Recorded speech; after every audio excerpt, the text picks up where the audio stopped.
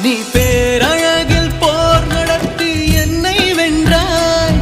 கண் பார்க்கும் போதே பார்வையாலே கடத்தி சென்றாய். நான் பெண்ணாக பிறந்ததற்கு அர்த்தம் சொன்னாய்.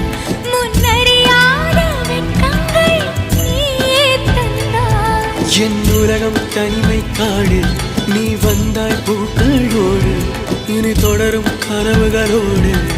பெண்ணே பெண்ணே, நீ இல்லை என்றால் என்னாவே? நெருப்போடு வெந்தே மண்ணாவே. உன் பேரை சொல்லும் போதே உன் நெஞ்சில் கொண்டாட்டம்.